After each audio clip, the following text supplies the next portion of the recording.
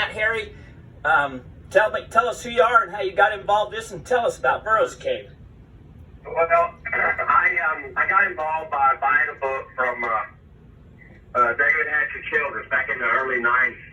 And then I got the second book from somebody else. I can't remember. Might have been Joe Mahan or somebody else. But I had pictures of these artifacts.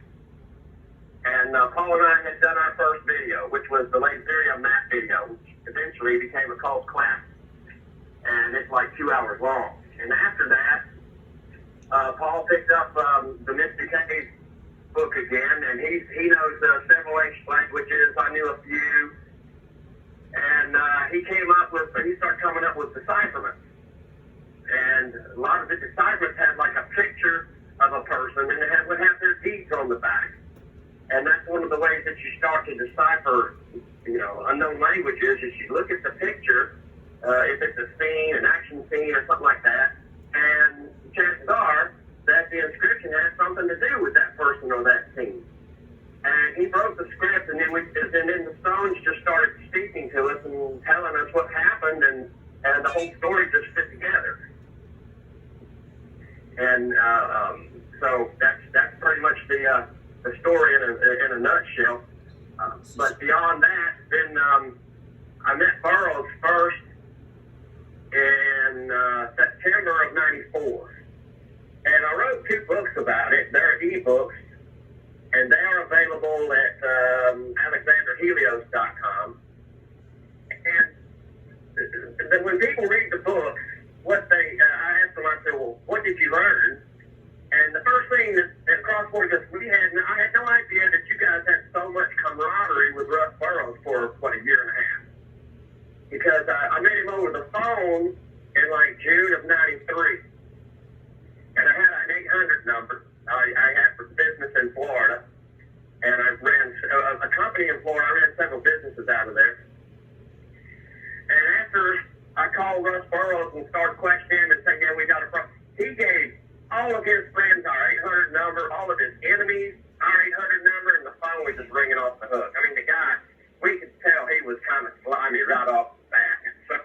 So as we get into this, I had some dealings with Russ also, not near as early on as you did. I think it was, about 2003, 4, something like that, before I had some dealings with him. But I'll talk about that later as you get into it. But yeah.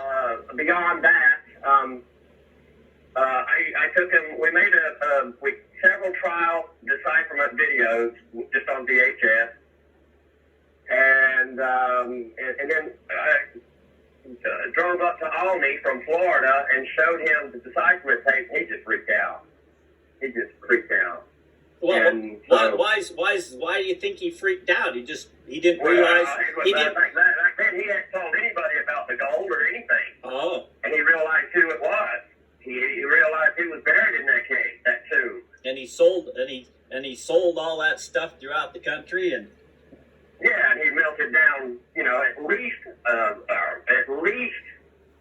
over half a ton of gold. So for those that don't know, Burrows Cave, I get that mixed up with Burrows Cave. Everybody does. Just call it Alexander's tomb, and there's no question. Okay, so you don't name, if somebody steals something, you don't name the place that of the guy that looted the tomb. So take us through the story, how he found this tomb, and then kind of what he did. He found it by purchasing a metal detector, and he got 2 free books when you purchased back in the early 80s, late 70s, when you bought a metal detector, you got free treasure guides. And 2 of the treasure guides had the same place listed, and he crisscrossed the directions, and he ended up coming into this neighborhood where I now live, and met some locals. They took him down to where the site was about, and he told me he was with the Chicago Film Museum. Oh, really? Yeah. And I've got that interview in the tank, but with the locals, and then he just kept going back and back and back, and he found this ancient tomb. So what was it in these treasure books that